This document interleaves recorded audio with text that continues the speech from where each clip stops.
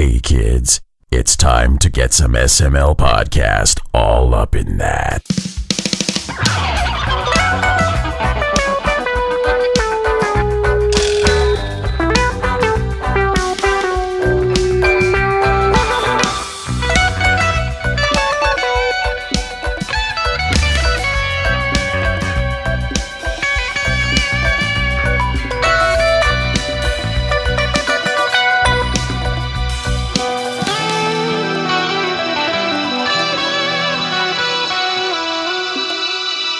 What's up, everyone? This is the SML podcast. I am your host, Joe. Another reviews episode lined up. A lot of good games to talk about. At least I hope they're good.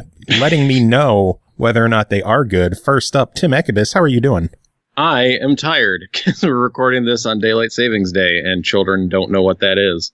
And yeah, I don't know. I am childless, so explain the plight to me. Well, you know how you understand the concept of time, at least to some degree, as most adults do, where where one could wake up, look at the clock and say, no, that's too early. That's too early to wake up. This is much more of an issue when you're like springing ahead or whatever. But either way, it's like, we can kind of do things to our routine to reset our clock. Right. Yeah. We can wake up in the morning and say like, oh, wow, it's 5 a.m. Let's not wake up. But a child is just going to get up. They're just up because that's what their internal clock says. They don't care what time is. They don't care. They don't give a shit. They give zero fucks about what time it is. Zero fucks about what time it is. So you have to then adhere to the previous day's time when it is not. That is not what time it is. That is not where we are at. But that was coupled with the fact that we were over at my parents' house last night, and like dude woke up at like 2:30 in the morning and was like, I want to go downstairs, and I'm like, no. And he's like, that's I want still grandma. 3:30. And I'm like, that's kind of extraordinary. That's just more probably because we were sleeping in a weird place. But then, so like, I'm trying to comfort him and sleeping in the same bed with him. And he's just a twitchy little fuck. And I didn't get a lot of sleep. He seemed fine. But yeah. Woo! Oh, man. At least that gives you an extra hour for video games. Did it? No. Did it, though? No, it didn't. No, nothing. You never get an extra hour when they're this age, I don't think. I'm just getting back the hour I lost earlier this year, Yeah. My condolences. Yeah. Yep. So, should we talk about games? Let's talk about games. Yeah, I would say a game, but there is many games involved in this game I'm going to game about. That's a good way to put it. But first game to talk about tonight is called SNK 40th Anniversary Collection. Woo! Developed by Digital Eclipse, published by NIS America, released November 13th on the Switch for $39.99. 2018 marks the 40th anniversary of legendary studio SNK. To celebrate this extraordinary milestone, a variety of classic arcade games from SNK's golden age are coming back together on one anthology on Nintendo Switch. SNK's 40th Anniversary Collection is packed full of retro games and a treasure trove of features. Tim, what kind of games and what kind of features? Okay, so the first thing I think that people need to understand when they look at and think of this 40th anniversary collection is that this is not Neo Geo games. I think that's kind of the first thing people think of when they think of SNK. They think Neo Geo, so they're like, oh, well, Metal Slugs and Arts of Fighting and King of Fighters, Samurai Showdown, et cetera, all that stuff. This is not that.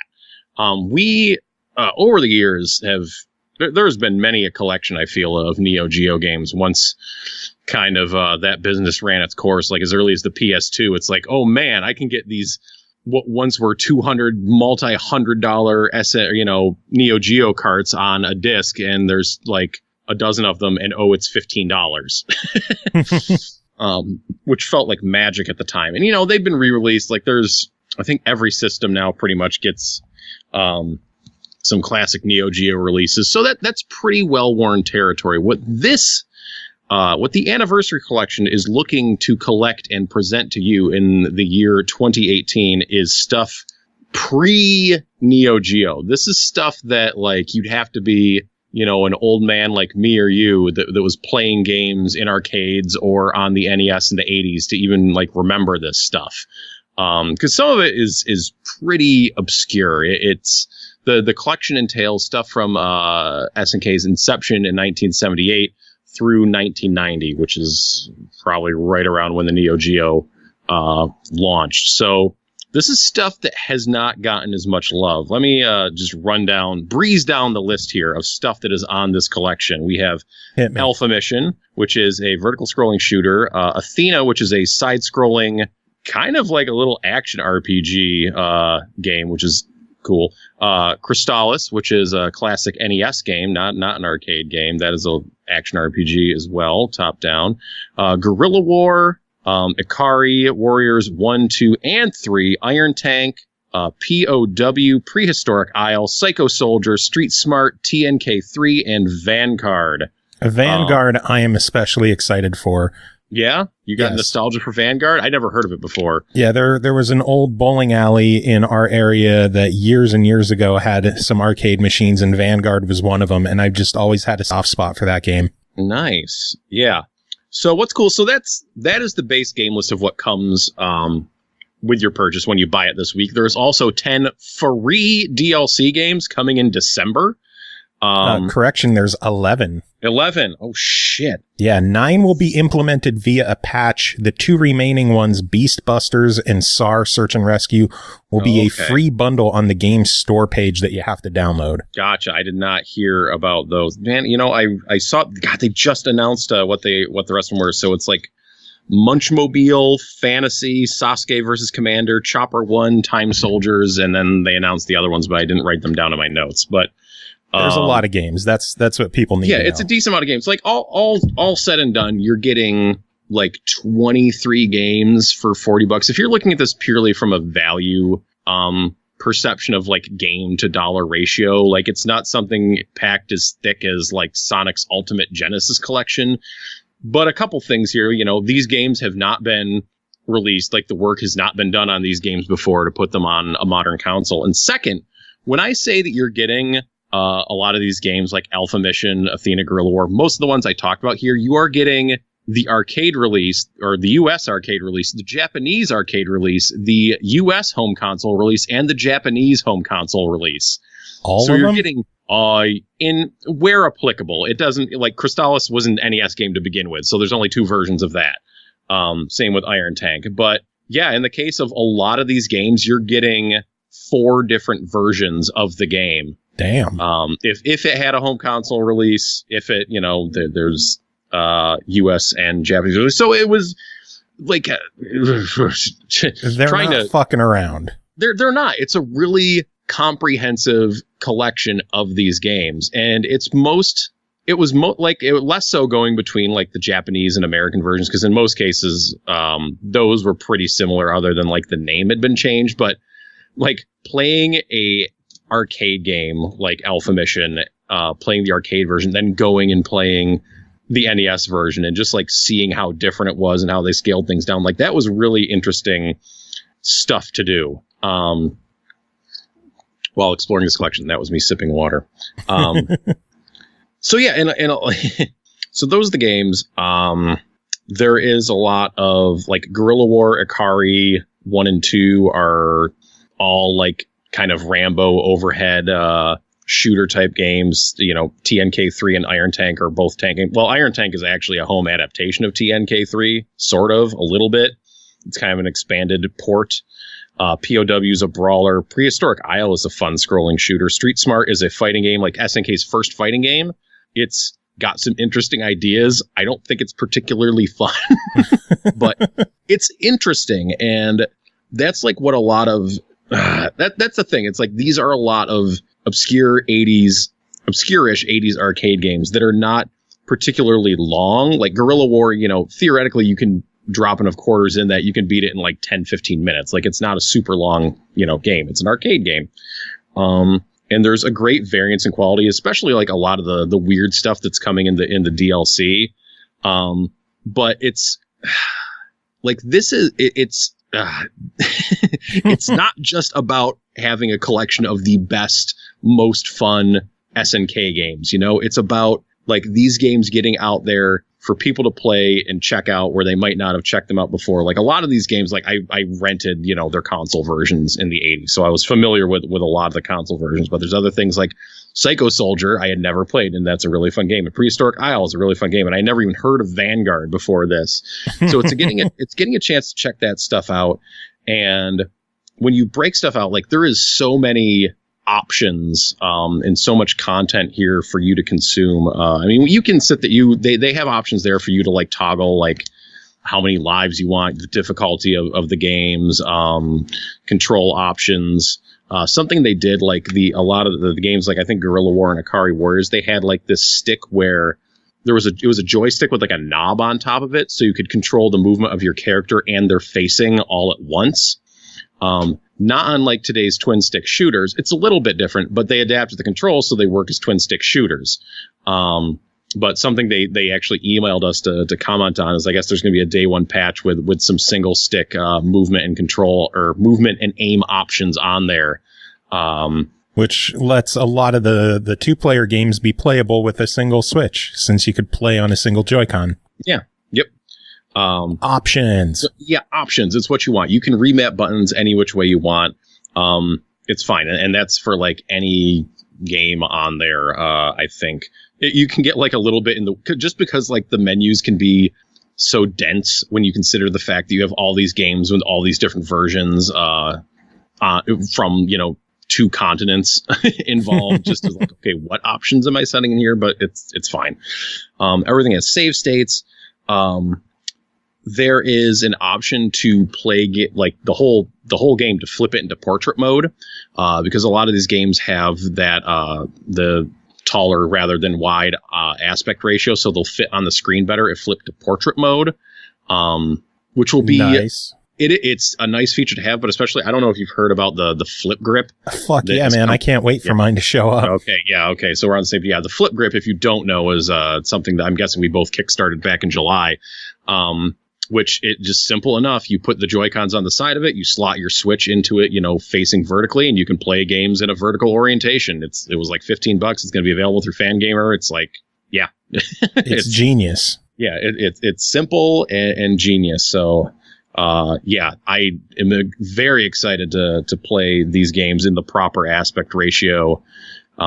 On that when it comes up. But you can also, it has kind of your standard emulated options of like, okay, you can stretch things out and mess with the proportions, try to make them fill more of the screen, but I like that that's coming, and I like that it's not just like, oh, you can flip 1 or 2 games, or you can flip them in the game. You can flip this thing any which way you want. Just flip that sucker all over the place. Boom. Okay, so when you are playing a game, I think this is, when you're playing a game, you can just hold L to rewind the fucking game. Sweet. I know. So if you die, and you'll die a lot, like a lot of these are, they're arcade quarter munchers. If you die, you can just hold down L and just rewind, which is really cool. And it doesn't seem like through.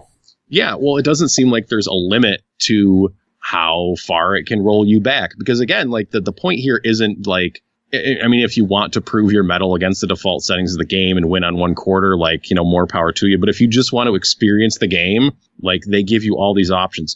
So every single game on here has the option to watch a playthrough. Like, they just have a recorded playthrough that you can just sit there and watch. That is cool as shit. Yeah, so you can, like, fast forward through it. You can, like, skip ahead. And if any particular moment, you can just pause it and then start playing from that point in the video. Oh, that is cool as shit, man. Yeah, because I imagine it's just like loading a replay in the emulator, so you can just start playing from that point. Now you can't jump back out at any point, because once you, I don't know, mess with the timeline, you can't jump out of it, But I still think it's like really cool. Like if you just want to jump to the end of Crystallis and fight the last boss, you could do that, or in any of these games. It's just such a cool feature. And it makes it really accessible. Like, even if you're not good at arcade games, or like if you're just interested in kind of consuming the history of it, like you don't even need to play these games to get the value out of the collection, which probably sounds weird and like blasphemy to some people, but just having the option there, I think, is awesome. Like, maybe I just want to sit and watch like an expert playthrough of Guerrilla War and like see how someone could possibly get through that game without getting smoked and dropping a dozen quarters into it, you know? Yeah, seriously, as a kid in an arcade, you only have a limited amount of money to play games with, and your mom's going to be shopping for a shitload longer than your quarters are going to last. So you just end up spending time watching people play games. Now you can do that from the comfort of your own home for free. Yeah, well, I mean, it's like if you just wanted to kickstand your Switch while you're eating something like a bowl of cereal, let's say, and just watch a playthrough, you can do that. Like a Let's Play machine. Yeah.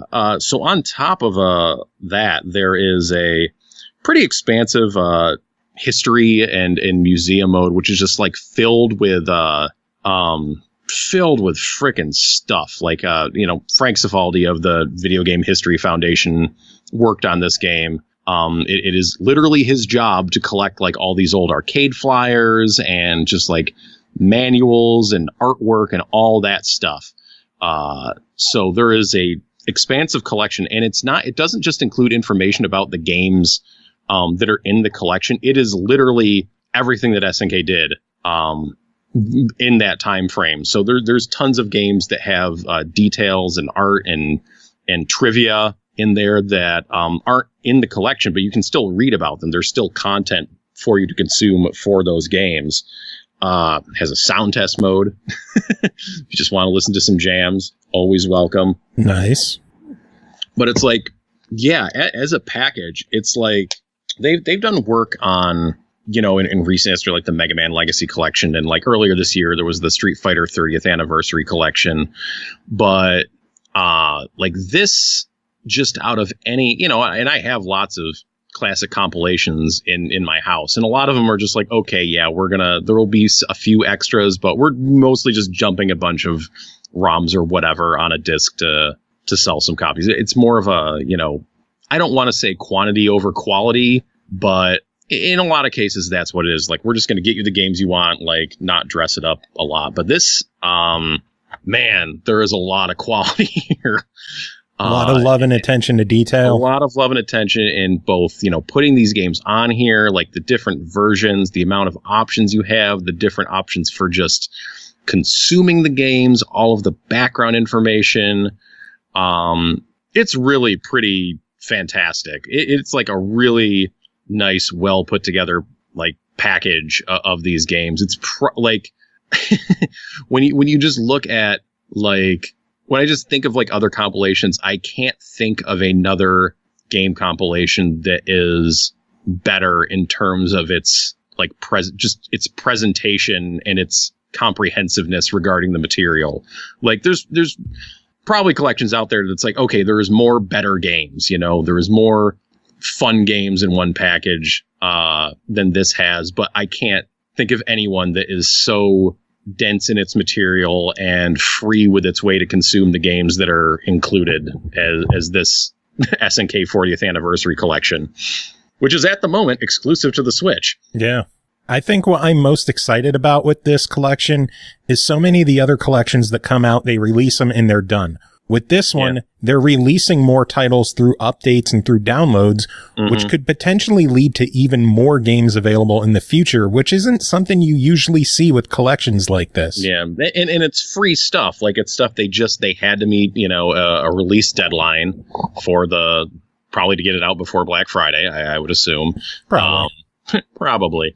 And so they couldn't finish the work on the other games, so they're releasing them for free. So December 11th, by the way, the rest of the games are going to be launching. 4 games, so it's a solid investment up front, and then there's more coming down the road.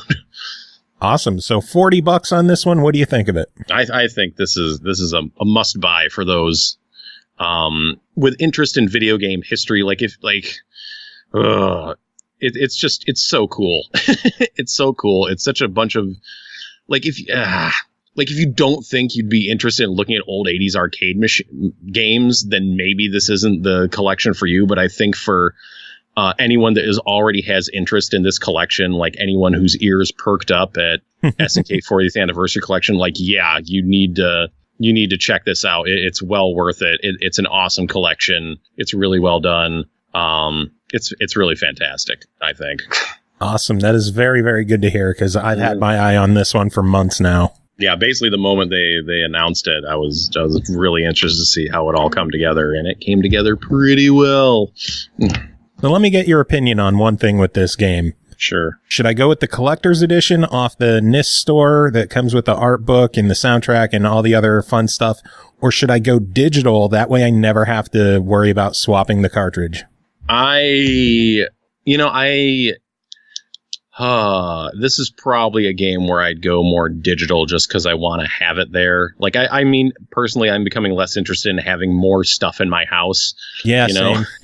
Yeah. So as I look around my room, I feel the same way. Yeah, I would say go digital, like, because it's just, you're going to be out there with your Switch, and maybe it's just like, you know what? I'm just going to sit down and watch a playthrough of Street Smart right now. I don't want to fumble with this. I need to watch this game right now. Yeah.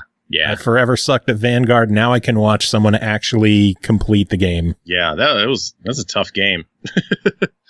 Fun though. Yeah. I really like Prehistoric Isle. I think that might be like my favorite thing that I hadn't played Psycho Soldier's really fun too. And I never played the arcade version of Athena, and that game is so neat because like you're picking up like different armor and weapons and shields and items as you go through. Like it's kind of crazy like how much stuff they tried to pack in there for just an arcade experience, what you think of as just an arcade experience. And this review has made me so much more excited for this game to come out. Cool. Yeah. November 13th is so far away. Still, yeah, it's a week away, man. Oh, man. Well, Tim, it is always good having you on chatting about this stuff. Do you have any final thoughts on the game? No, I'm too brain dead to come up with an awful pun, but it's good. It's real good. All right, moving on. Pernell Vaughan, you're here. How are you doing? I'm doing okay. Crazy times, holiday season's coming into fruition, which means looking out for those buy two, get one sales and maxing out my credit card. Because, that's something a responsible, mature adult would do. Oh, God, kill me. I bought a lot of things. I don't want to kill you. You do good job for me. Oh, that's true. Well, kill my drive to buy games I won't use. Dude, I wish I could do that for myself. You picked up something recently too, or are you just looking at stuff you want to get that you could have picked up recently? Well, my eyes are on the new Hitman next week, but I know I'm not really going to be able to play it. So I'm fighting with myself to not get the thing. I actually did play that game I did try that actually. I've never played the other Hitman games though, so my take on it wouldn't be good as far as like new features and stuff, but I definitely got a bit of enjoyment out of it. But I'm going to wager it's more of the same. Like I played a level where you were supposed to be trying to assassinate a person who drives a race car. And the idea was they gave you pretty much like free roam to figure out how to get to them.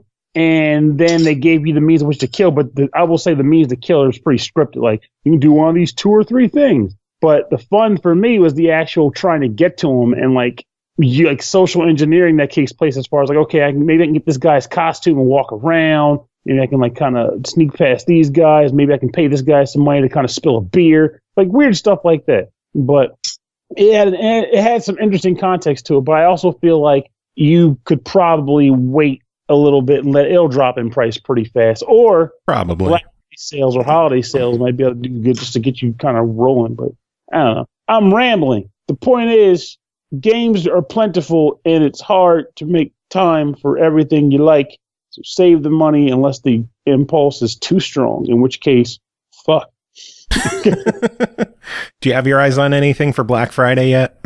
At the present, no. I actually was looking at some of the sales, and I thought about getting God of War on that sale, but then I also just bought God of War during Target's buy two, get one, and it has me questioning if I should just return it to the store and then get it on Black Friday for like another 10 or 15 less than I paid. But then that would require me to go find it on Black Friday in the mobs. Yeah.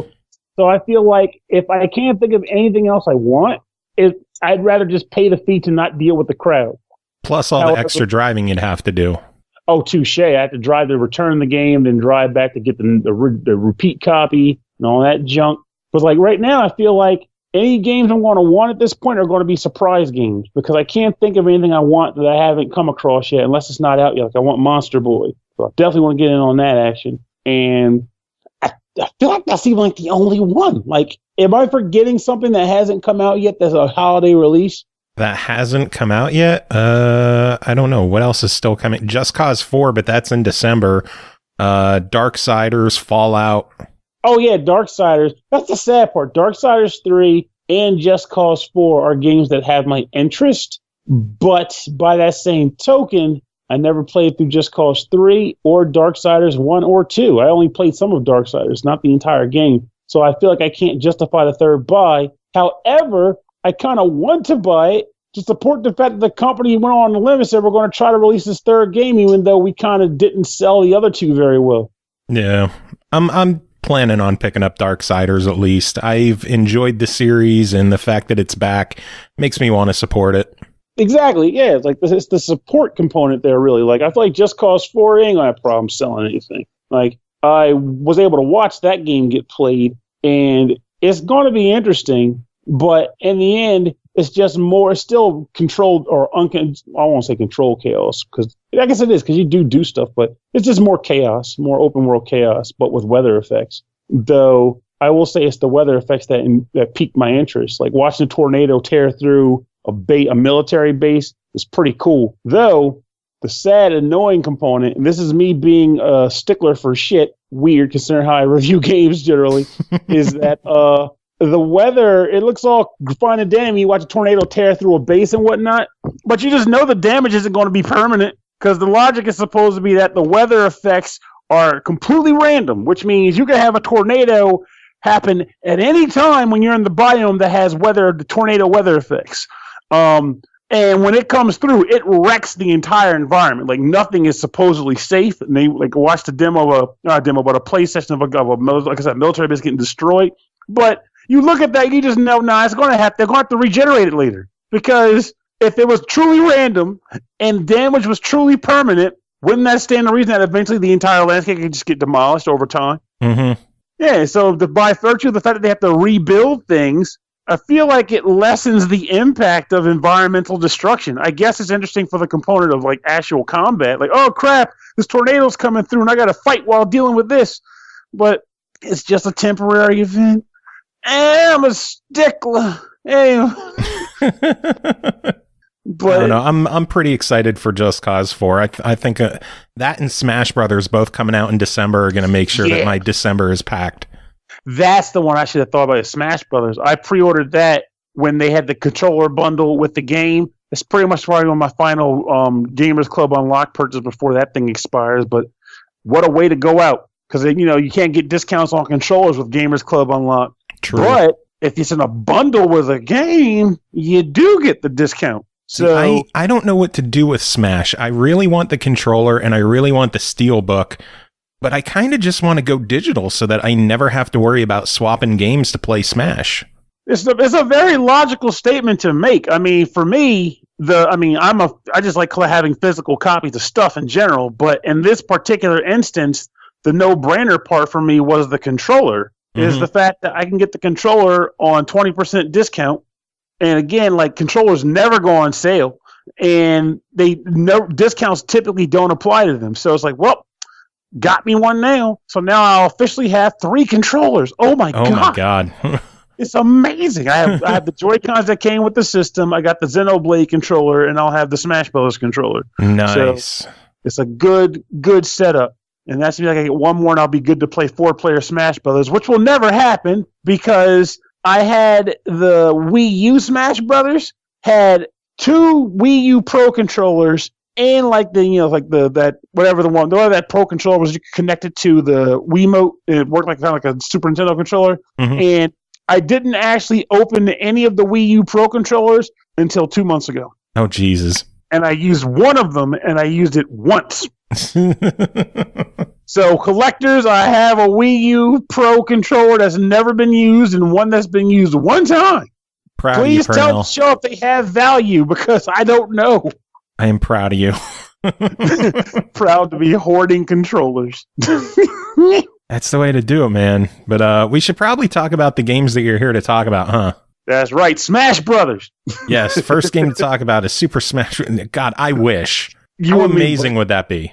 That would be the shit, though. You got to admit, that'd probably be like the easiest review to do. Where's your just buy it. You buy the already goddamn did. game. Buy the goddamn game. But if you didn't buy it anyway, whatever. Thanks for a free game, Nintendo. That's good. That's one thing I think is hilarious in and of itself before we start the show. Just like, don't get me wrong, I get that people want reviews and know if games are good, but there are certain games where it's almost like you're just giving the studio a free copy of the product because it's not going to do badly. Here's your copy of New Super Mario Odyssey to review, and you're just like, thanks for the free game, Nintendo. It's good. You know you want it. It's not bad. And I got it for free. Whatever. But where Smash Brothers will be like that. Zelda games are typically like that. I mean, they're rare. I mean, there's like certain studio house games and specific series, mind you, but it's those games where it's just like, you're just giving games away. Because there's nothing to talk about here. It's good. Just buy it. Whatever. But now we should talk about stuff, otherwise we'll never get to it. We never will. We're already 10 minutes into your segment, Pernell. Oh, shit. This always happens. This is what happens when we're having fun. I had a bad day, and now I'm having fun. This is what I need. You're welcome. Thanks. Anyway, let's dive into these. The first game that you're here to talk about is called Gal Metal, developed by DMM Games, published by Marvelous and XSEED, released October 30th on the Switch for $29.99. One night while on his way home from school, a high school boy is abducted by the Octoids, an extraterrestrial species bent on revenge. The boy's soul is transported into a high school girl's body in a sinister experiment. Now sharing a body, the duo must work together with her high school band, KMG, to defeat the aliens with their greatest weakness, metal. Pernell, this sounds batshit crazy. Tell me about it. Well, premise-wise, it absolutely is batshit crazy because I think it's hilarious that it would have already kind of made sense if it was just girl metal band fighting aliens. Like, makes sense in like a crazy anime thing, but it would have been weird, but made sense. But they had to slap the boy fuse with girl, then thrown to earth, and now they're in the band. Like, who was thinking that? Like, why is that a thing? I don't know. Pretty much, it had to be drugs. But I kind of was stuck with that logic the whole game. It's like, why is this even a thing? It didn't have to be a thing. But so the idea behind the game is exactly as you said. Aliens are on the move, specifically the Octoids, and then potentially other aliens, but that's for you to find out. On the move, and it is up to this band to stop them. How does the band stop them? With metal. How does metal factor in? You. So every day, game goes by a series of days. The kids will be discussing matters in school. Your main character and her bandmates will be talking on their cell phones via text during class. It's just general, like sort of slice of life chatter between the girls, with the exception being that they're also talking about, alien battle, we got to take care of that tonight or something. And depending on some of the response you get, it's like usually like you can choose an icon or response sometimes, or like one of the girls might say, hey, I'm going to the convenience store. And the other girl goes, I'm going to go to the electronics shop. And you have to choose which one you want to go hang out with. And if you choose one, you'll get an event unlock during the next segment, which I'm getting into, which is considered free time.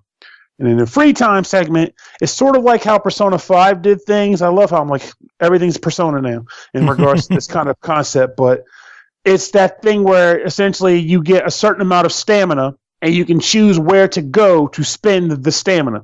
So the purpose of going to different places and using the stamina is that there are multiple stats, including things like guts and morality and Klivlak, or whatever the heck the weird word is. And the idea behind those, they're supposed to improve your performance stats when you have music show battles.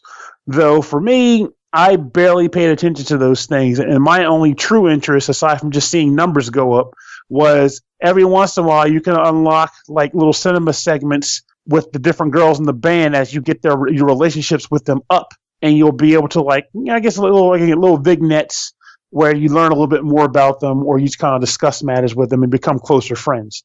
And the vignettes are kind of designed to be done like stick theater. So it's like a cardboard cutout, and it's on like a popsicle stick, and they're like bopping around. And it sounds cheesy, but there's a certain charm to it, just like how the story is portrayed in a right to left manga style with the panels popping up. It's got charm. And one other thing you're able to do, I forgot to mention during the free time segments, is you're able to do band practice. So there's solo practice where you and your fused buddy will go to practice alone. And it's at this time that she will describe to you, because the girl is the drummer.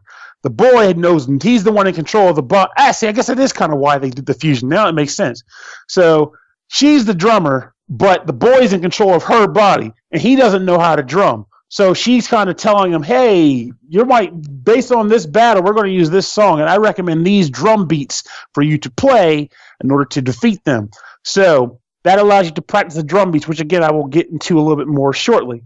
Group play is when you actually do the same thing, but you play it with the entire band playing the song. It costs more stamina, so you're less likely to want to do that unless you just really feel like you want to hear what the music sounds like.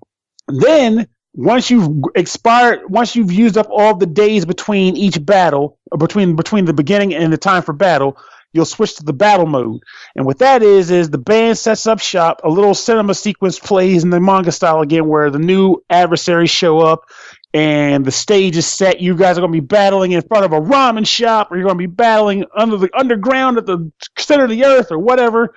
I'm just making some of these up, but you do go to crazy places. And the battle begins. So what happens is the band will play a song, and each band member plays a different instrument. You have the rhythm guitar, the lead guitar, the keyboard, and they all play, but the one thing that's not being played is the drums, because that's your job.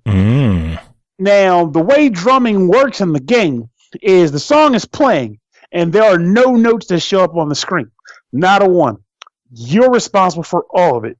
So you have multiple ways to control this character. There's the Joy-Con, and the Joy-Con will make it so that you kind of have to swing them up and down, similar to drumsticks. And depending on how you swing them, whether you kind of turn them to the side or if you just kind of swing them up and down, that determines whether you're hitting like the kick or the snare. Left one hits the left side, right stick hits the right side.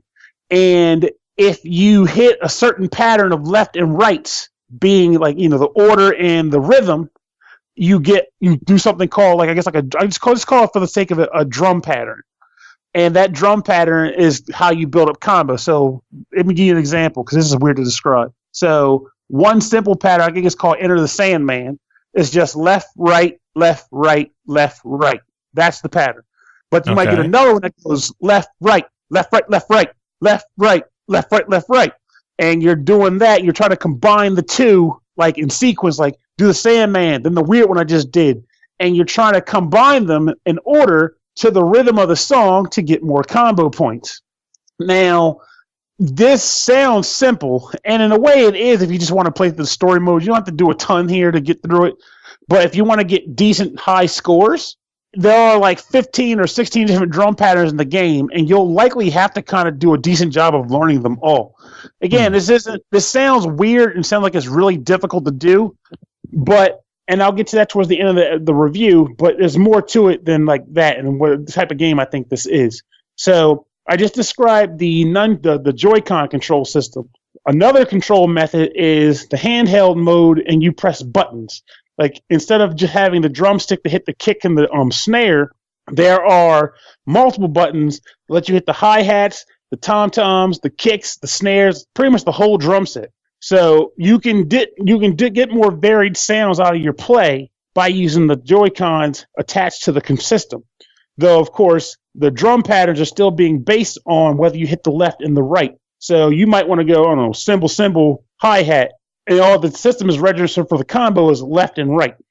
And then the last way to play the game is the touchscreen. And the touchscreen will display all the different parts of the drums, and you just tap them to get the sound out. And I think when you want to get really into it, I think that's probably the best way to play is the touchscreen. All the methods work in their own way, and they're all fun. But I feel like if you're like, I want to get a very specific sound, you're likely to be doing the touchscreen because you can see everything. You have to remember specific buttons for every component of the drum set, and the Joy-Cons are more limited in what you can play. So, but it's all fun. So, what kind of game is this as a whole? Well, as I played it, it sort of reminded me of a really old game on the PlayStation 2. And that game was called Unison. I think maybe 2 listeners have heard of that damn game because it got very little press, and I don't even think it sold very well. And then the idea of that game was sort of similar, whereas like music was playing, and the idea was that you had to do choreographed dance numbers. Now, unlike Gal Metal, the unison dance routines were very structured and specific. The game had a specific dance routine they wanted you to do to succeed at the song, which means you have to remember a series of button patterns. But with Gal Metal, you are appreciating the song and the art of drumming, just like how in unison you're appreciating the music and the art of the dance, but you get out what you put in. What you put in being, hey, I want to go to free play and dabble around and see how cool I can make this song sound with my drumming. And as you do that and you learn the different drum patterns and get better and better, you will also start to sound better and better. And in some weird way, it helps you learn rhythm. Though, you're obviously, I'm not going to sit here and tell you something ridiculous like, you'll learn the drum from this game because you fucking won't. You will not. And if you think you will, you're fooling yourself. But it is decent for like kind of picking up rhythm. It's like drumming, it's like desk drumming, but with more options. And with Which sounds really fucking cool. Exactly. Like, it's a very different type of game.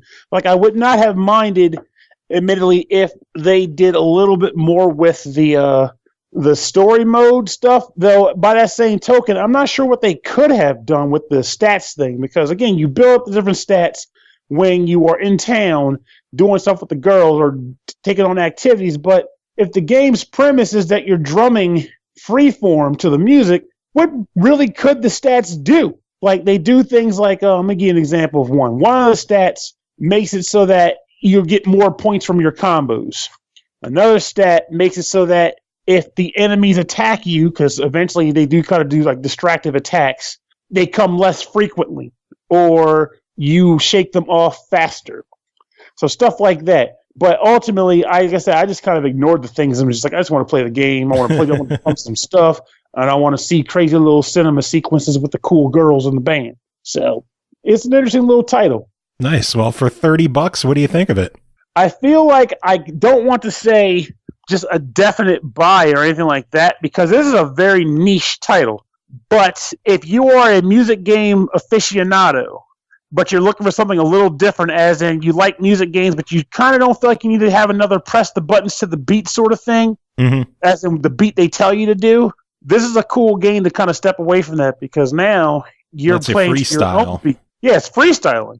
And they set up a pretty interesting little score system in there with which to track how you're doing. So I think it's a definite try, more close to a buy if you're entrenched in rhythm games already. Damn, now I have to make the decision. I have like $30 on my account. Do I save it for SNK 40th Anniversary Collection that Tim just talked about, or do I go with Gal Metal? Well, my personal take on a statement like that, if you're legitimately considering them both, though SNK is a pretty cool collection, it's still just that. It's a collection. It's a combination of games that have existed and will exist. Whereas this other game is someone taking on a new concept and making it good, which means my vote always typically goes towards pay for the experimentation on the guys doing something different. Damn it, Pernell, I had my mind made up, and you have to come on here and give a review and completely screw up my plans. That's the goal. That's what I do, baby. Make it a little different. Oh, man, sounds good. But next game to talk about is called Steven Universe Save the Light, developed by Grumpyface Studios and Finite Reflection Studios, published by Cartoon Network Games. This one also released October 30th on the Switch for $24.99. Join the Crystal Gems on the ultimate quest. A mysterious new gem has stolen a powerful weapon. Only Steven and his friends have what it takes to stop her. Save the Light is a unique RPG hybrid that combines real-time and turn-based combat. Pernell, tell us about Steven Universe Save the Light. I guess I was going to make a joke and say it is not unique, but I did realize there's one little component that does make it unique compared to what I referenced it to, which I'll get into.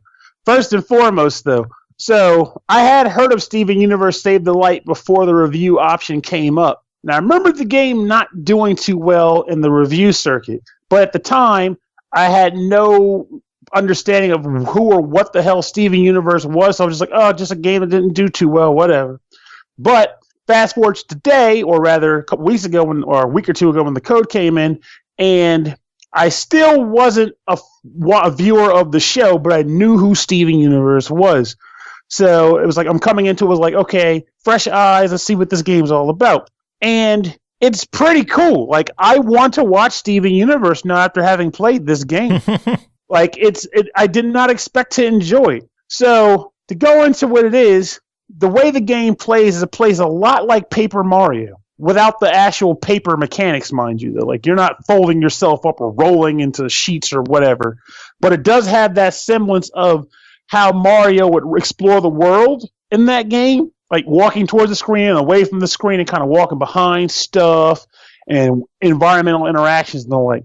And also, battles kind of flow like the Mario Superstar Saga games, like the Mario and Luigi RPG. So the way those battles work is that when you go into combat, and keep in mind, if I'm missing a beat on my description, let me know, because I'm just rambling here. So when battles take place, it is, like you said, a hybrid between turn-based and like real-time. As battles start, there is a sort of stargaze that comes up in the lower left corner, and it starts out every round at a specific number, typically like 5 or so. And as you do attacks, each player has attacks that use a certain number of star points to activate. As you use them, the stargaze goes down to 0. And if it hits 0, short of using an item or waiting for the time gauge to finish, completing a revolution, you'll be unable to do more attacks. When you do an attack, your character will enter an animation, and you can do a time button press to either connect the attack or get a really decent time button press to get a perfect attack, which determines how much damage you do and if there's like more of a follow through to an additional attack animation that you can do, which of course means more damage. There are synergy options in this game too, which is kind of cool. So when you do attacks in this game, every once in a while, if you nail a perfect attack, a character in your party will want to congratulate that party member for such a good job. And when you do, I'm gonna lead to that in a little bit too, like why that is pretty freaking nice, honestly. You will say, choose who to give the kudos, and you'll say, hey, I want Amethyst to congratulate Steven on what he just did, and she will do so. Once you've done enough of those and enough, it builds relationships between the two characters. And once you've gotten into a certain point, you are able to do a team-up attack. Depending on who has the maxed out relationship for that time, it determines what you can do. Sometimes, for example, Steven and his father have like something called a family jam session, and they start playing instruments together, and that results in like a decent party boost, like full healing and stuff like that. However, when the gems manage to get a full relationship, they get a fusion. So, for example, Connie and Steven become Steveny, and they get a whole... I was surprised, like, whoa, they fuse! And they get a whole new swarm of attacks they get to do. They get brand new attacks in their fused forms. They're more powerful, but of course, this downside is you're down one party member. But it's a pretty cool thing to see, and it actually makes you kind of, especially if you're like me and you didn't watch the show, it makes you really curious to see what the fusions are going to be, because I didn't know about Steveny or any of them. I knew nothing about these things, but I thought they were awesome to see happen. But fans of the show will know these fusions and probably get a little geeked about, like, oh, I can't wait to see what these two can do when they fuse together, like attack-wise or whatever. But enemies also will have a penchant to want to attack you as well. And when they attack, they will do a number of different like group attacks and single attacks, but same premise applies. When they attack you, if you press the button at the right time, you'll get like a guard, and if you press at the right time, you'll get a perfect guard. Now, as you kill jerks, you will eventually get experience, as games do, and when you get enough, you'll level up your character. When characters level up, they can learn new abilities, but in addition to that, they get skill points. The skill points can be used to beef up a number of different stats. Think if you've played Guardian Heroes back in the day, it's a similar styling to that where there's like different bars related to different stats, and you can put like one skill point into one bar in the stat. I guess Castle Crash is another example of that style of leveling up a character. Yeah. But unlike Castle Crashers, depending on, like, there's different parts within the experience bar where when you level up to that point, you'll get a modifier to your character. Sometimes it might say, for example, Steven has an ability where he surrounds a character with a bubble. The bubble allows the character to absorb one hit before they start taking damage again. But if you boost his defense to like 7, he gets a modifier called Spiky Bubble, which means now when enemies collide with the bubble, they take damage. And you get cool stuff like that from attack, defense, luck, and teamwork. And that sounds really cool. It is cool. And the teamwork is the nicest thing, because I'm going to tell you something. The last time I made a reference like this was in the game Yoshi's Woolly World. But this Steven Universe game is one of the most positive damn games I have played in a while. When you play a game and you genuinely smile as you play it, there's something to be said for that. When characters are outright congratulating each other, and there's components where, like, Steven actually gets to choose, hey, everyone did a great job on fighting that boss. I want to let them know how well they did. You get to choose who you want to congratulate. And he'll just say, thanks, Dad. You really rocked on that. When the dad's like, oh, thanks, son. You're so kind. And these are like, a lot of these are like voice, too, like the actual voices, not just text. So it's like, it comes through very nicely. And the music is pretty freaking sweet. There's a lot of humor in the writing. And even though some of the game things are like fetch questy and little stuff like that, you don't really care. For example, early in the game, one of the fetch quests is like, hey, a guy wants you to find 10 glow sticks for him. It's a side gig, not the premise of the plot.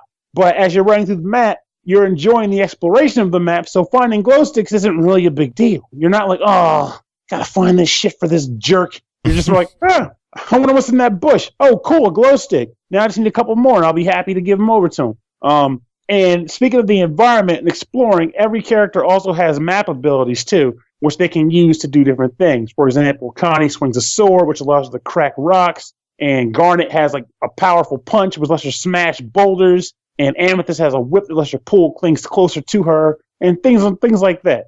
Characters just get abilities that they can use on the map to traverse it, and also to instigate preemptive attacks on enemies on the field. So I'm trying to think if there's something that I forgot to mention. Can you think of anything? How's the story? The story, I won't say it's anything like it's an amazing plot. It's pretty light, actually. It's more like, hey, bad guy shows up, does bad thing, and takes rock. Heroes chase villain for rock, and that involves them following her to different places and fighting bosses when they catch up to her, and then she runs away again, and then like you have to prepare and things of that nature. There's nothing to write home about, but it's enough to keep you playing. It's enough to keep you playing, and in addition to that, whether you're a fan of Steven Universe or, in my case, a possibly new fan, it's just the character interactions and their dialogue that makes you, I'm kind of enjoying this. I'm not concerned about an epic plot because I'm enjoying what they're doing. Yeah. Like, I'm sure you've played games like that too, where it's like they're not writing the Iliad or anything like that. They just have characters running from one planet to the next and fighting bosses and eating candy from each planet and talking about how delicious it is. But you didn't care because when they eat the candy, they're having so much fun eating it that you want to see what their next reaction is going to be. And it's good to see a happy game. Yes. Freaking Blue Sky games are so damn rare. They feel so rare now. I mean, I know they're out there, but I don't come across them all that often anymore. Yeah, everything is doom and gloom and gray skies and meh. Yeah, exactly. It's like, just screw that. So I think it's funny I said because I just reviewed the last game and this one. I think technically both could kind of be Blue Sky-ish. Because even though you're fighting aliens in that game, it's done via metal, and everyone's happy about it. Like, no one's like, oh, the world's going to be destroyed. It's like, we're metal girls. So just smash shit. And then Stephen Lynn's like, we're crystal gem people, and there's my dad. Let's go fight in the woods or something. Everyone's happy. Big freaking whoop. But it's nice. Well, for $25, what do you think of Steven Universe? I think it's a buy. And also, one thing I do think I need to mention is I did decide to read some of the reviews after the fact to see what people didn't like about the original releases. And the thing that I seemed to come across as a prominent thing was that they said it was very glitchy. Like, there was a lot of big glitches in the original game. And I want to say this might be one of those examples where waiting for the Switch version pays off because I didn't come across any glitches. The worst thing I would say I've probably seen was every once in a while, I'd do something stupid and jump behind like the scenery or something in the way I probably wasn't supposed to, And the game's like, oh, he's behind the wall. We got to make it so you can see him. So you just make the entire mountain disappear so you can see your guy and get him from behind there, which is a little jarring, but it doesn't break the game. It doesn't cause your like save files to disappear or anything crazy like that. You just have to get from behind the damn wall, you know? So, and you can with no problem. So I think the game is great. I think it's a buy it for sure. And I just wanted to make sure to point that out that I didn't come across any glitches when I was playing it either. Nice. I've been sitting on this one. This one's in my backlog for a while, so I might have to fire it up. Do you already picked up the original? I have it on Xbox. Oh, I didn't know you were a Steven Universian. I won it in a contest, of all things. Well, it's a good game to win in a contest. Bam! So I might have to finally get around to firing this one up. Yes, you do. Man, we need more time in our lives. You're making me want to play so many games, Pernell. I'm glad to hear that. It means I'm doing an enthusiastic job. You son of a bitch. It's also worth noting for if I get a bad game, I got to do a really good job of pissing on it. True. But you got one more game to talk about. That is called Infinite Adventures, developed and published by Stormseeker Games. It released October 30th on Xbox One for $24.99. Infinite Adventures is a dungeon-crawling RPG inspired by classic dungeon RPGs with fresh new mechanics for exploration, combat, and progression. You are the traveler, a hero with a forgotten memory. Assemble your party and explore the infinite labyrinth to discover the truths of your past. Pernell, what is Infinite Adventures? It's a dungeon crawler. Though, I think it's interesting. What's your rating? Womp to womp. Well, one thing I need to point out, though, is the fact that there's definitely a fair bit of weight on this title when we were talking about doing it, because the concern was like, is this game going to be a decent play, considering that there aren't a lot of RPGs or dungeon crawlers, for that matter, on the Xbox. And I was a little worried this game would not be fun to play. But fortunately for you, me, and other people who are hoping to get product to play, this game is pretty solid. The idea is that, like you said, they come up with an excuse for you to bottom dive into a deep labyrinth, which is that you escaped somehow, but lost your memory. And now you need to go back in to learn why you left, or if you were ever born there, or whatever the fuck it's going to be. But you got to go inside and do some shit. And that starts by being inducted into a guild that is ultimately given to you as your guild. Weird, whatever. The king is generous. And what happens here is you get to recruit a party, whether you decide to create the party members yourself or do like I did and take on 5 random whippersnappers. But your character also has to be created, and that's done at the beginning of the game by way of a series of questions that are brought to you by like a spirit lady who's like, hey, if you found a coin on the ground and a monkey was about to eat it, what would you do to the monkey? And you have to answer the question. And there's like 5 other questions like that, or 6 or so. And then after that, coupled with you doing like a little bit of a character creator bit, which is mostly portraits and classes and like places like of origin and things like that nature, you have a default character that you can run with. There are a lot of cool classes of character in this game. Like, they come with some interesting names that are not just like typically like the fighter or the paladin or the bard.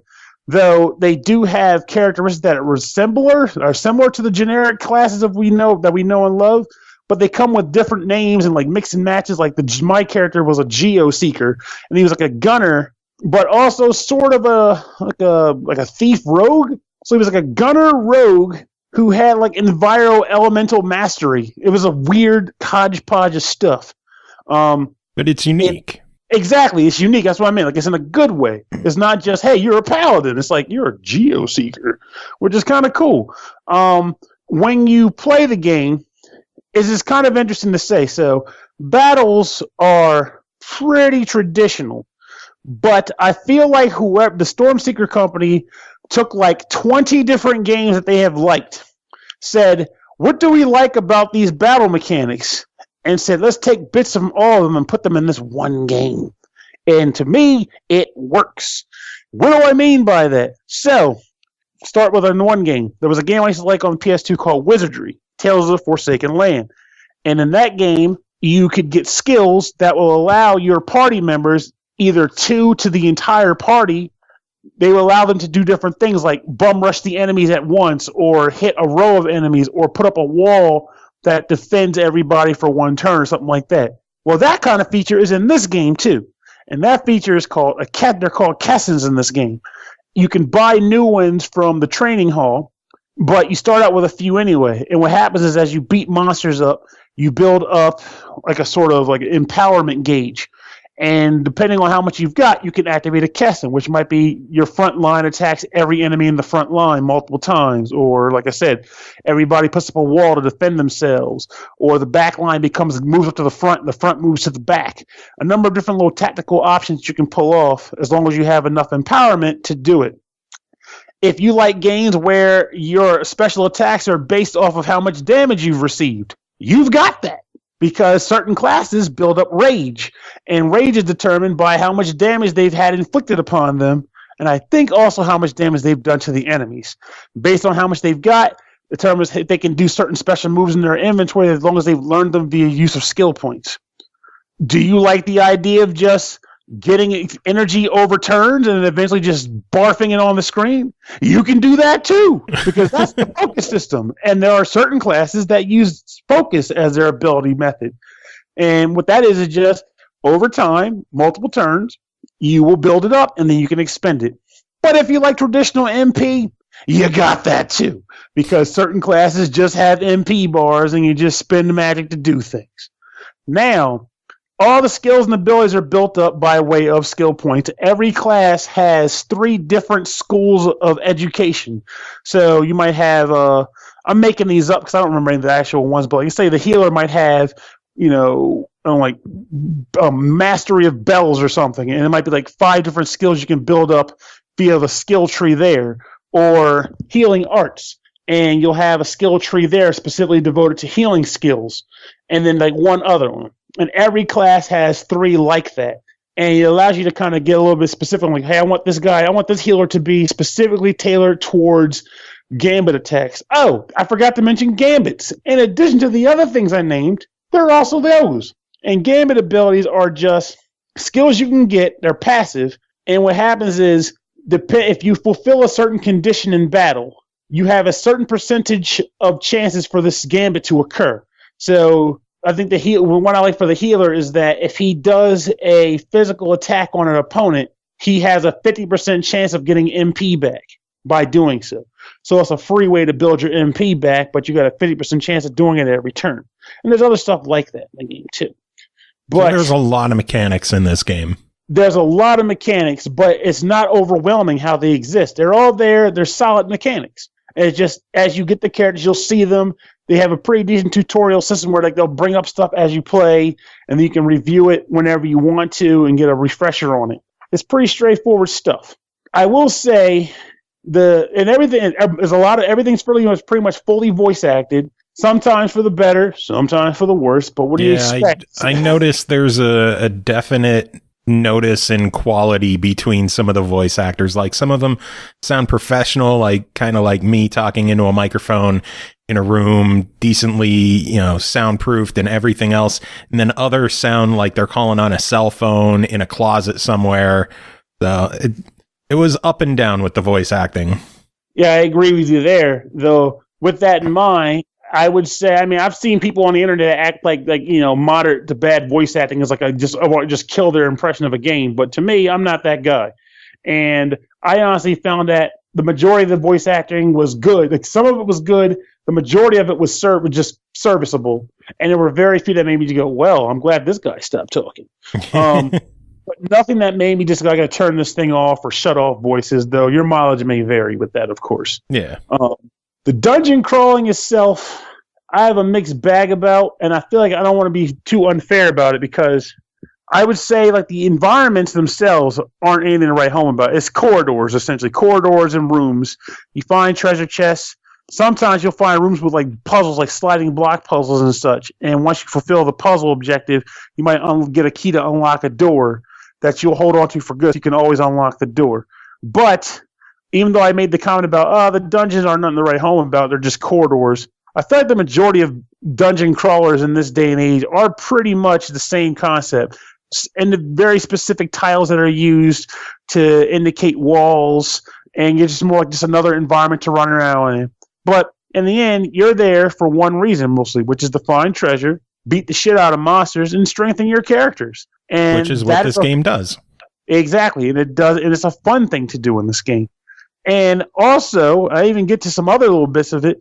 So in addition to like just running around the dungeon, there's also different exploration abilities, such as like Decipher or Mine or Harvest.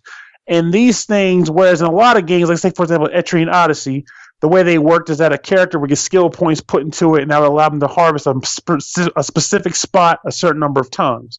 This game doesn't do that, though. What it actually does is if you get to, say, for example, a mining spot, your mining, all of your skills have a letter rating ranging from E to S. And every spot, you're able to do the thing one time. But what you get and the quality of what you get is determined by your rating. It also determines how likely you are to actually successfully do it and not get attacked by a random mob. So you have to be careful of that and just accept that you're going to probably get into a skirmish on some of these mining or harvest or whatever points until you get your stats up.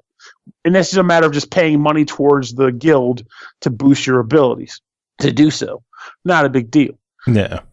I forgot to mention one other thing because there's more. There's fucking more. There's a lot in this game. There is a lot. Have you played Disgaea and actually remember how you would be able to like say take a character and level him up to like 99 or whatever, and then say I'm going to transmogrify him or transmutate him into like a embryo and then feed him to my friend. This game has something like that too, where you are able to level up characters and then retire them if you see fit. And depending on what level they are when you retire them, you'll get a certain number of quality points. What quality points are allowed to do is alter future characters to make them stronger by increasing their title. Just like how earlier when I mentioned that all the different field abilities have a rating from E to S, titles for characters have the same benefit. If you get a default character, his title is going to be rank E. But if you dump some quality points into him, he'll become a title S character. So instead of being, amateur apprentice mage Watson, he'll become expert scholar mage Watson. And his stats will reflect that. He'll be a stronger character in general. So the game also kind of inspires you to do a little bit of min-maxing in raising certain characters, dumping those characters, and putting those quality points into a new character and leveling them up. Or sometimes you can do quests in the game that will also give you these quality points, and you can spend them in that manner too to boost characters up. So even though you got a character that you start with, you probably won't end with that character because you're going to want some juiced up dudes. Mm-hmm. And I think the bottom line is that there is a lot to do in this game, and it is going to eat up a lot of your free time. Oh, yeah. Because even when you finish the story, supposedly there's like infinite dungeons, hence the title. And Infinite Adventures in the Infinite Labyrinth. Of the infinite soul. I don't know what I'm talking about. But it's basically meant to allow for you to do tons of combating, tons of questing, and I'm going to wager that those infinite levels are going to involve some new enemies and stuff like that, and new gear to get, and just you'll want to keep getting stronger to beat stronger and stronger guys. Nice. So overall, $25 on this one. What are your thoughts? If you're a dungeon crawler fan and you own an Xbox, this is a definite buy. Even if you own other consoles, I genuinely think it may be worth your time anyway if you like dungeon crawlers, because I like the different things that these guys did for this. It feels different, yet it feels the same yet different. Like it brings its own personality to the table, and it's not just, for example, I don't know, another Nippon Ichi release, for example, something like that. It feels like its own little thing, and I think that little thing, based on being an actual good game, deserves to get some play. And it's a breath of fresh air from the usual dungeon crawler. Yes. Like I said, just know that when you're going in, don't expect the dungeons themselves. It's like, oh my God, this is awesome. I'm going up ladders and shit. And it's 3-dimensional. Nah, it's corridors, baby. It's a dungeon crawler. It's a dungeon crawler. I know, but you got to make statements like that because you get that one guy who's like, you told me this game is a breath of fresh air. There's just a bunch of corridors. No shit, it's a dungeon crawler. Of course it's corridors. You dumb bastard. Let's not go that far. Oh, no, fuck that guy. You uninformed, but now currently getting informed individual. Dumb bastard. Man! You previously uninformed of it, now getting informed, but still borderline dumb bastard.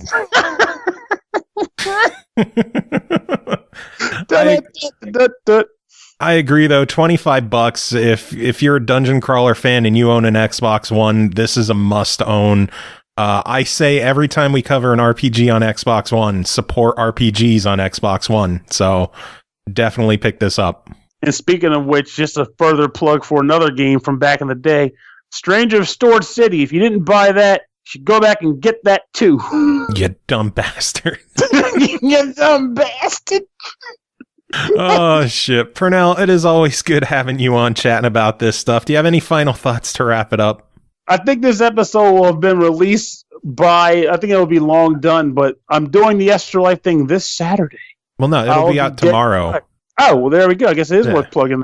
I'll be doing Extra Life this Saturday. So if you got some scratch, dump some in the pot because people haven't been generous. And I understand why, because these are tough fucking times. But nonetheless, give it a go. This is for the children's and also for my eternal suffering or 24 hours worth of suffering.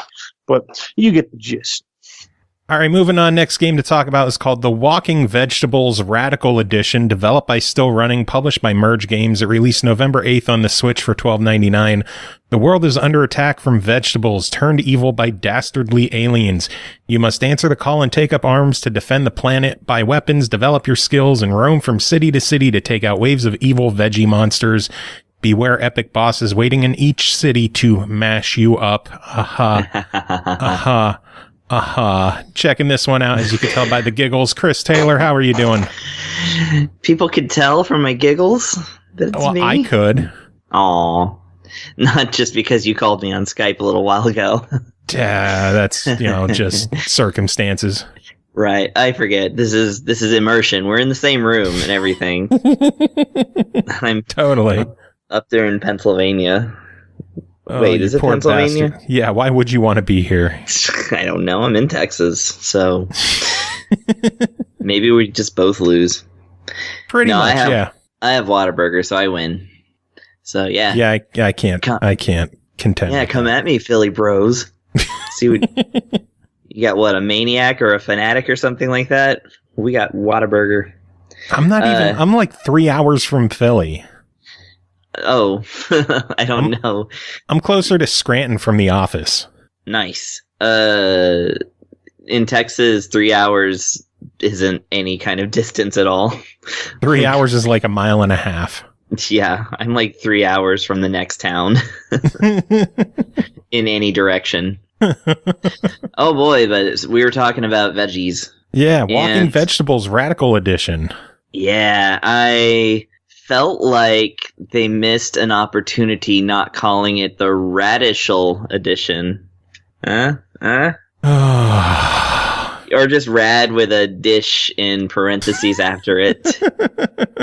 Just the Radish Edition. That would have been good. That would have been good. Oh, I need kelp. Anyway. You son of a bitch. All right. Let us continue. This is a game. So what is the Walking Vegetables Radical Edition? Listen, if your listeners care at all about hearing about a great game. Yeah, anyway. Oh, God. Listen, you're going to want to turn up your volume for this. Okay. Walking Vegetables is a video game on the video games, and it's I don't know, it's kind of like Heisenberg in a vaporwave video. I don't know. You play as a bald guy with a goatee and a hat. No, does he wear a hat? I actually forgot already. But definitely a bald guy, definitely has a goatee, and you get called, presumably out of retirement or something, by the chief of police who, has you go after a bunch of vegetables that are walking around, and, because of aliens That is actually their explanation as aliens. The first thing I noticed that I loved about this game is that your character, when you're going around the police station, he just constantly has a cup of coffee. And if you go to the coffee pot, you can actually tag, or that's where the second player can join you. So this is actually a two-player game. Nice. So it's essentially a it's a vegan twin stick shooter with roguelike elements. Dare I say it's actually entirely roguelike. A little on the likier side than the lightier side. It's actually pretty challenging. So you walk around this town, which appears to be not so much randomly generated as just kind of like you don't know exactly where the spots are, but they are going to be, the same kind of spots in every place, which might remind you a little bit of Quest of Dungeons. It's kind of like that thing. So, like every level has a shop in it and things like that. Speaking of the shop, so you fight vegetables, which actually don't come at you infinitely. They are limited, and once you clear a screen, it will actually change the color of the arrows that lead to that screen from another screen, kind of like Zelda style. Mm-hmm. But the arrows, they'll turn a different color, so that gives you a better opportunity to kind of backtrack and like know where you came from and know what is safe, because this game is not safe. You have 4 hearts, and everything that an enemy could possibly do to you, including like brushing up against you, will remove a heart. It is extremely hard to get more hearts. This doesn't follow the normal roguelike rules in that you can't just like rest for a minute and have your life force go back up. You actually have to keep on top of your health. And so there's a thing where basically rooms can be entered, and sometimes the enemies will leave treasure chests if you clear the screen. And treasure chests and rooms both have to be accessed with keys, and the keys are found randomly by destroying destructible things like, tires and gas station pumps, which, funny enough, can explode right in your face and not hurt you. Always good. Yeah, apparently this guy just really hates vegetables, which I'm relating more and more to this character. Well, let us move on. Oh, you. But let me see. You derailed me with hornswoggled you. Yeah. Because I'm actually trying to be serious now, so I can't just come up with vegetable puns on the fly. Anyways, what was I saying? Oh yeah. So the other thing is that so the thing about it is that the enemies will drop like treasure chests, and treasure chests will contain like extra money or guns, different guns. There's a lot of different guns. But the thing is that the keys are very scarce. So you often will get into a room and have to choose between entering a building and perhaps clearing it out and getting even better treasure, or going in there, blowing away all the enemies, and being presented with another chest that you can't open because you don't have another key. So, keys are rare. However, most treasure chests will yield like a different weapon or something, and like the weapons are very, very good.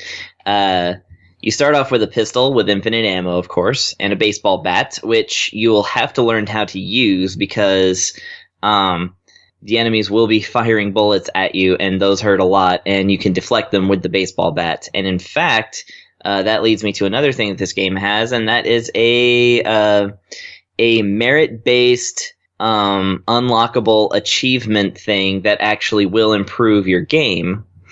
So, like, you get a certain, like, power-up that's, I suppose, permanent. I haven't seen it go away yet. For doing things like deflecting 100 enemy bullets. I don't think it's per game. I think it actually stacks between games because, like roguelikes, you lose everything once you start over in this game, including all your money. So, as you try and unlock more stuff, it's not going to transfer from game to game. So it seems like these perks are what you want to actually go for. And in fact, I think the first perk, just to give you a handle on how difficult this game can get, I think the first one I'm going to end up unlocking is going to be the one where you destroy 10,000 things and it gives you more money.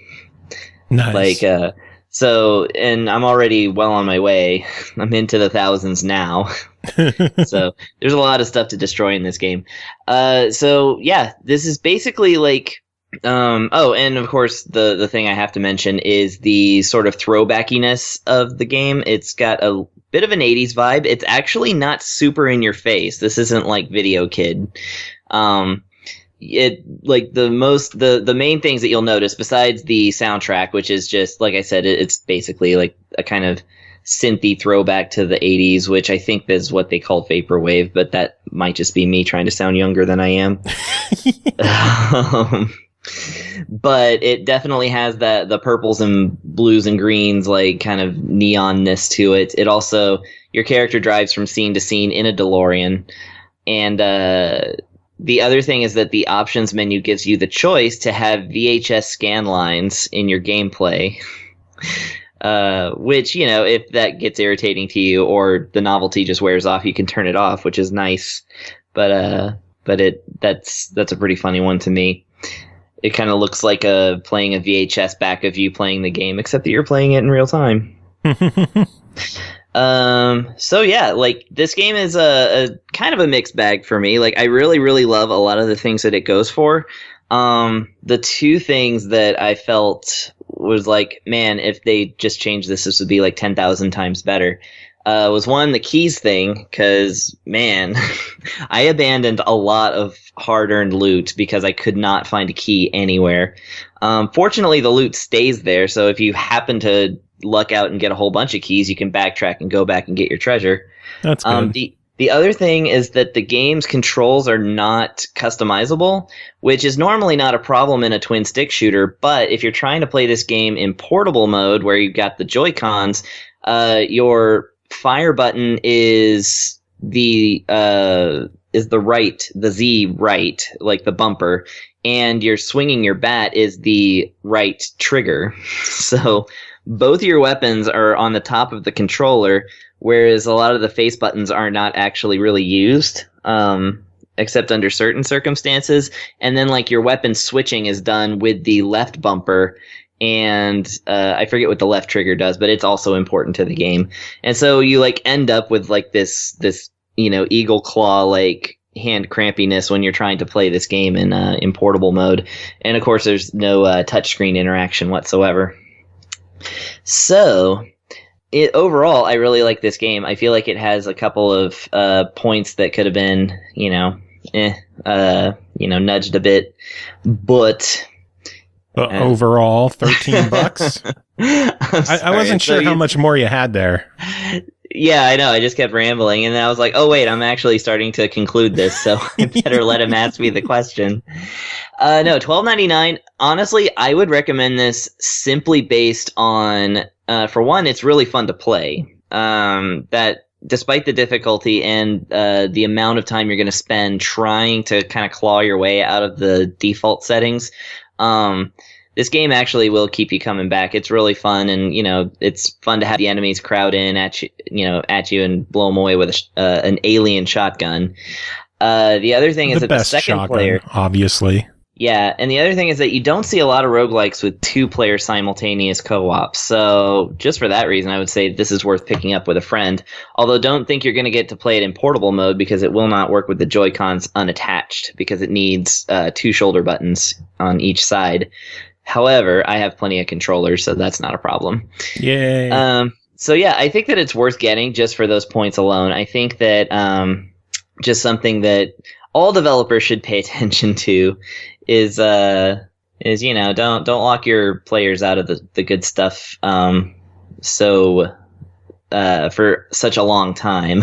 Yeah, give more keys. More keys, please. If there are more treasure chests, there should be more keys. However, that's just a thing. And like I said, I would have liked some customizable controls just to have been able to play it in portable mode a little bit better. But those are all nitpicky. I think it's a fine game for $12. Awesome. Sounds good. Yeah. One other game for you to talk about is called Monster Loves You, developed and published by Radial Games, released September 30th on the Switch for $9.99.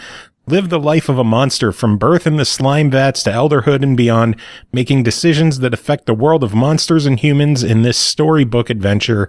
Chris, what is Monster Loves You? Monster loves you. Aww. I don't know that the monster loves me. I control its very fate. But does that mean I've earned its love? Well, the title is that it loves you, so I would assume yes. I guess so. So yeah, Monster Loves You is a choose-your-own-adventure book in the form of a Wii game, a Switch game. I did the same thing earlier where I asked Ashley if her charger was working well because it wouldn't charge my Pro controller, and I kept calling it a Wii controller, then a Wii U controller, before I'm like, no, Switch. What the hell's wrong with me? We're old. Get off my lawn. Yeah. Okay, so Monster Loves You is a choose-your-own-adventure game for the GameCube. And it just starts off like, it just really throws you into it. It's like, where was I? And then you choose, like, the one choice that you get is to start the story. And so that's kind of nice.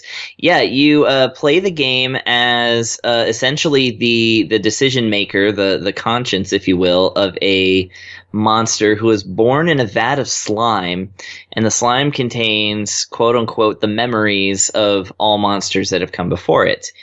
Now, not only are you making choices in order to sort of, get a story out of it, which is, of course, the point of Choose Your Own Adventure books, the game has an element to it where you actually increase stats based on your decisions.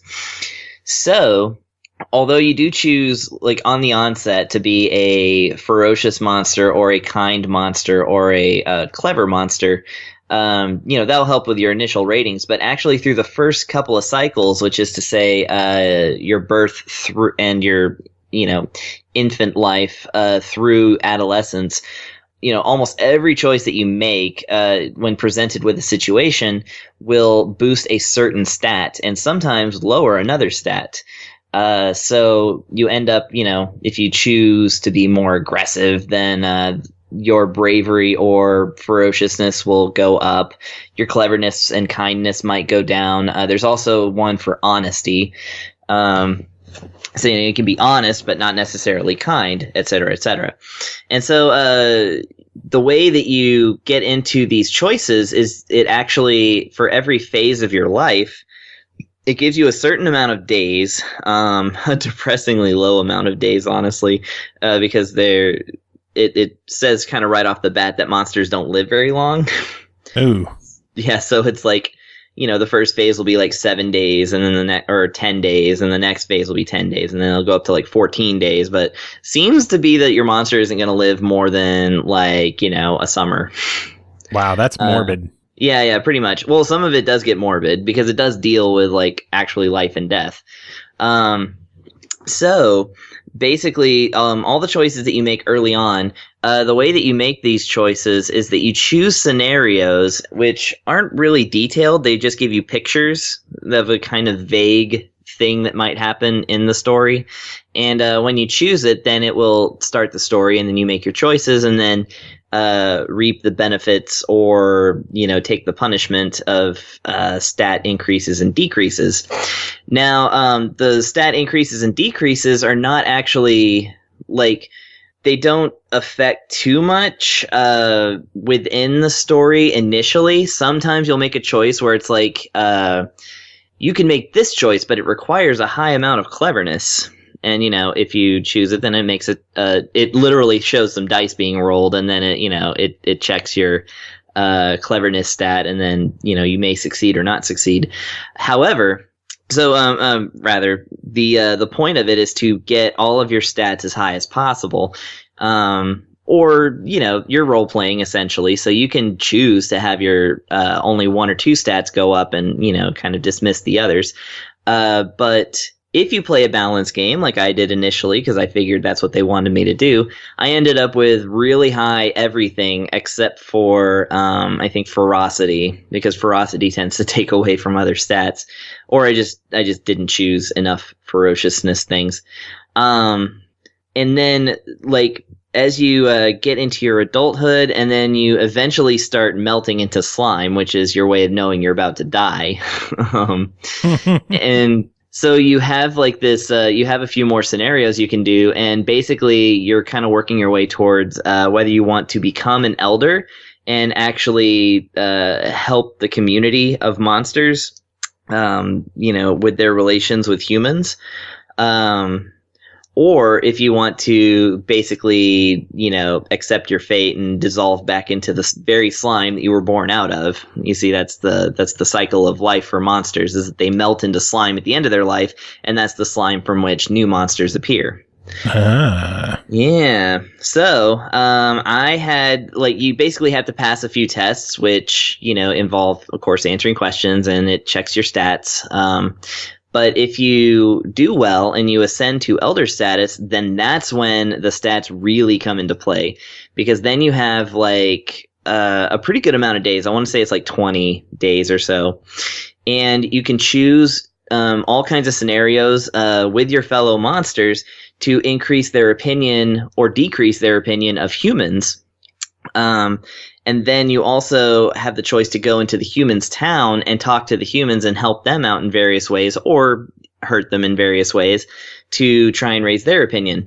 So every option in these scenarios does involve an actual statistic check. So you pretty much, if you choose the ferocious approach and you don't have high ferocity, you're going to lose out.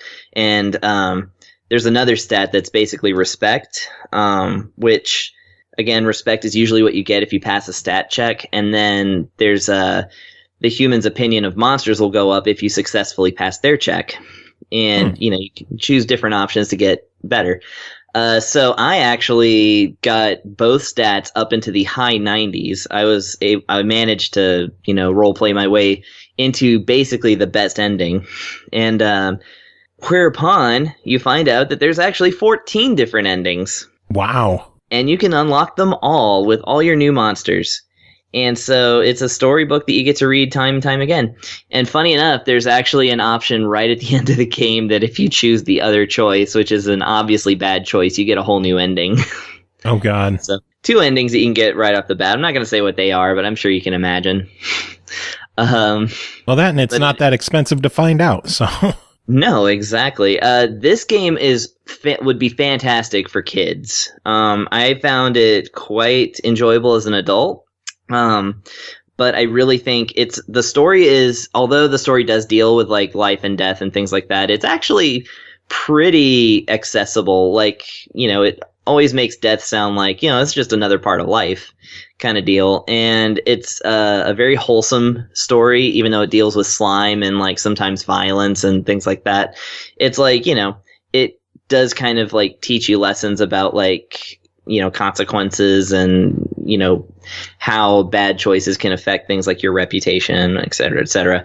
And the reading level is really, really good. And I think that the illustrations are really adorable. Of course, there are no scenes of violence because the game is entirely told in text, and it basically just gives you portraits of the monsters' reactions and things like that, which some of which are very funny. Nice. Well, then overall, $10 on it. What do you think of it? $10 for sure, as long as you know that you're getting into what is essentially a book rather than a fully fledged video game. I mean, it really is a choose your own adventure visual novel, more so than anything else. You don't directly control any character. Whether you're playing with a controller or the touchscreen, it's exactly the same. You just read and choose options until you win. So if that sounds appealing to you, this is definitely a very well done approach to that. So yeah. If you feel like getting in some reading or, just kind of relaxing with a nice story where no matter how bad or good you are, you will always get an ending. And in fact, you are encouraged to play around with being good and bad, so you can get all the endings. Nice. So I think it's definitely, there's a lot of content here for $10. So I say that if this is your thing, this is definitely the thing to go for. Sounds good. I think you just sold me on it. Yay! I've been looking for a good choose your own adventure book, so. Oh yeah, this one's great for that. Awesome. Sounds good. Cool. All right. Well, Chris, always good having you on chatting about this stuff. Do you have any final thoughts to wrap it up? Veggie wrap. Veggie wrap it up. All right, and final game to talk about tonight is called Grip Combat Racing, developed by Caged Element, published by Wired Productions. It released November 6th on Xbox One, Switch, PS4 for $39.99, out of Steam Early Access for $29.99. Grip is a high-octane, hardcore combat racer packing ferocious speed and armed to the teeth with heavy weapons. Checking this one out, Jacob Garner, how are you doing? I'm doing. I'm doing. Just doing? I am just doing. I just got over like a really crappy cold last week, so I'm just doing. Cool. Yeah. I forgot to mention, Grip is also launching on Xbox Game Pass. Oh, that's pretty nifty. So day one, if you don't have the $40 to play it, but you have Game Pass, good news, you get to play it. That's pretty handy. So how is it? It's pretty good. It feels like an I'd call it like an unpolished, like adult version of Mario Kart. Interesting. There's still some kinks for the game to work out, but pretty much what it is that you're racing around the track, and of course, obviously, if I'm making references to Mario Kart, you've got certain power-ups and all that kind of stuff. But the big thing about Grip is that you can change how you're racing. And by that, I mean, like, normally you're just racing on the ground. Well, all the tracks are built on a bit of a curve all the way up to the ceiling. And so, they also have a ceiling. And so so what you can actually do is that you can flip in between the floor to the ceiling or even to the side of the walls. And so you can grip to different surfaces. I see where they're going with this name. Yeah, I thought it was pretty random, but I think you've proven me wrong. So pretty much, like, it's actually a really interesting game mechanic because it can actually change how the race goes. Because after a while, you'll notice that there's more. I don't want to call them boosts, but that's what they do. But they speed up your car if you run over them. And you'll notice that sometimes the ceiling will have more of them than the floor and stuff like that. So eventually you'll start needing to plan out your entire race because you'll have played the track enough that you'll know where, which, is it advantageous to be on the ground? Is it better to be on the ceiling? It's very rarely advantageous to be on the wall, interestingly enough. But it really changes the dynamic of the race, which is a very welcome addition because, it makes everything more insane. Like, you can actually dodge stuff by, boosting up to the wall at the last second or flinging yourself up on the ceiling and then just hitting that, one of those little boost tiles and then just, it actually, that mechanic is actually more fun than any of the weapons in the game. But it actually ends up being pretty entertaining. One of the things that I was quick to notice when I first started playing is that the tutorial level, you're only supposed to do I think 5 laps just so you get the hang of it. But the game ends up actually letting you just play it for as long as you wanted.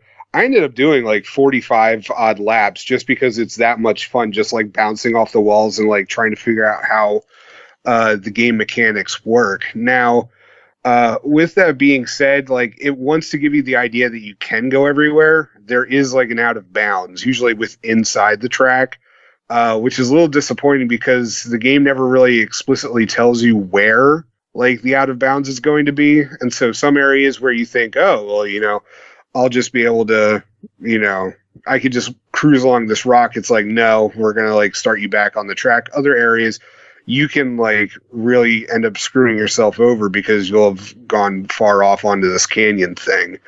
Now the game does also let you reset yourself, which is really handy. And I actually found that to be really useful because you end up not losing too much of the race with it. Like there's a lot of games where you can reset your car and then like you end up being in like last place. But Grip is actually pretty fair with resetting, and I think it actually encourages it, which I thought was a nice touch to it. That's cool. So it's called combat racing. Tell me about the combat.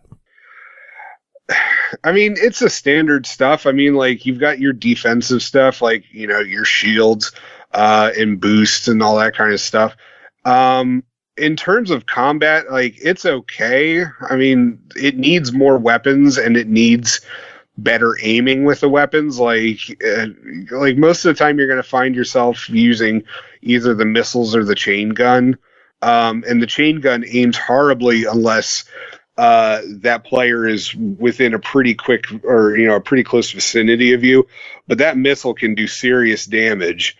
And it can target people whether they're up on the ceiling or on the wall. Now, one of the things I thought was kind of interesting is that you actually have to strategically use it. Sorry, stop dying. No. One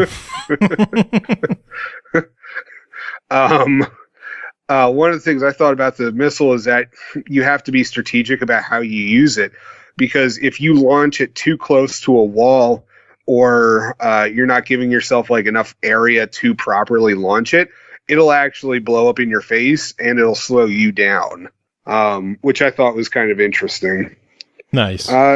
Now, in terms of combat, I actually found the Speed Demon thing, which focuses more on it's pretty much just racing without the weapons. You know, and you're just utilizing like, you know, the whole grip thing. I found that to be more fun than trying to use the weapons, but I mean, I think the weapons need a lot of work, but I think it could be a fun addition to it. But the gameplay mechanic of just flipping all over the walls and all that kind of stuff and using that to your advantage, it's pretty fun. You know, there were plenty of races where I ended up in first place. There were some I ended up in like fourth place. But even then, it's just like, I don't know. I always had fun while I was playing it. Which is the mark of a good game, being fun. Yeah. And as I said, like it's still a little rough. But, you know, the graphics look pretty. The gameplay handles decently, except for, like, I mean... Again with the dying. No, I can't help it. You know, like, the control... Like, the weapons, like, they were my main issue with the game. You know, it's just, like, for something that's called combat racing, the weapons I never found to be particularly fun. Or that exciting. So even if it went more along the lines of like Blur back on the Xbox 360, you know, if it had like those kind of weapons, I think the game would be fine. So that was honestly my only complaint about the game. Just the weapons didn't feel that good. No. Yeah, it's just, the weapons, you know, they never felt very useful. I mean, it's a blast to play. It's a blast to race. I had a lot of fun with that. It's just the actual combat was just kind of meh. Well, as it stands, $30 on Steam, $40 on console. What do you think of the game? I definitely recommend checking it out. I'm like, I mean, it just got released, and I know the developers seem like they're pretty eager to get this thing off the ground. So I would assume it's going to get worked on quite a bit. I mean, I definitely recommend keeping an eye on it and definitely checking it out. If you've got Game Pass, go ahead, download it. I mean, it's a lot of fun to play. For $40, yeah, it's definitely one of the more fun games I've had to review. Nice, so sounds good. Yeah, so definitely check it out. Well, I plan on it because I have Game Pass. Woo! Yeah, Aren't you special? I am special, you son of a bitch. I mean, you have Game Pass and a good internet connection. So, Well, you know. the internet is, it could be good. Are you? Yeah, that's right. You're back with Service Electric, aren't you? No, we're with Atlantic Broadband. Oh, I've never even heard of them. Yeah, They're special. I'll leave it at that. Okay. All right. But yeah, Grip sounds pretty good. Yeah, definitely recommend checking it out. Does it have online? I forgot to ask about that. It does. However, when I was playing, I could never find anybody. I assumed it's just because it was a review. Right. But yeah, it does have online play. Cool. So when it officially launches on Game Pass, we will have to play a bit. Yeah, of course. I'm definitely keeping this one on my 360. On your 360. God damn, dude. On my Xbox One. Oh, Jacob, what are we going to do with you? Turns out I've just been lying about all these reviews. I never bought an Xbox One. Yeah, the gameplay's awesome. The dogs were really cool at that part of the game. Grip has a really interesting RPG element to it. And who knew it was a horse simulator? Well, I did, but... Shit. On that note, that is it for this episode. Jacob, thanks for coming on and talking about Grip. Thanks again to Pernell and to Chris and to Tim for coming on and taking care of their stuff as well. Jacob, do you have any final words to end the show? I still need to do my review of Where in the World is Carmen Sandiego for MS-DOS. When are you going to? I don't know. We just haven't gotten around to it. I think because of time constraints. We'll get it next episode. Sweet.